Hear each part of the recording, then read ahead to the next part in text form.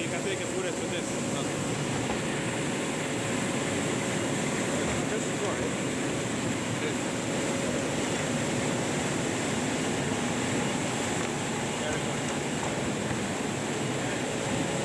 Right, so you grind it up aggressively, and then there's white particles in there, and dark particles, and large particles. And basically, in flour milling, every time that you grind, you make small particles of flour. Okay, so it follows in the sifters. So things fall to the basement, they get sucked up to the top, and then they fall into the sifters. And the sifters grind the same material. So they grind and sift.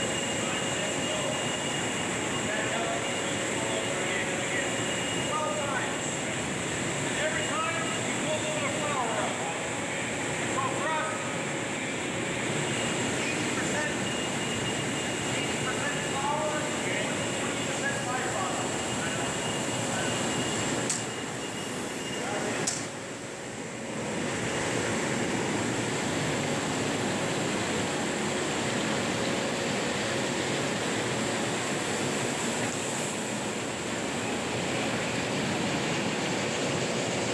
Right, so at the back end of the mill, you're left with this brown fine powder. So there's hardly any flour left there. Right? But again, we're going to grind it once more and try to pull a little bit more flour off. Okay. But it's almost feed.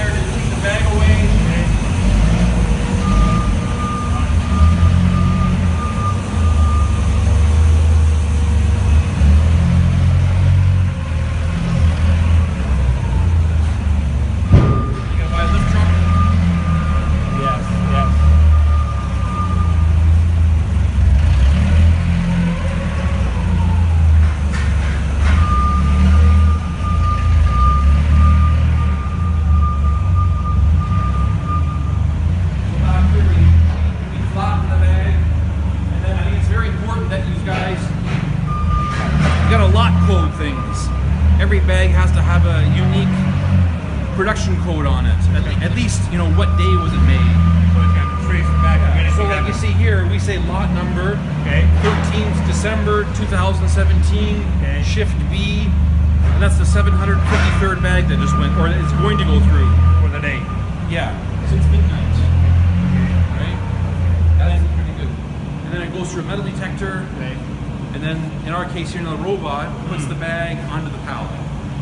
So everything's automated now. Well, except for the guy putting the paper bag on the packer.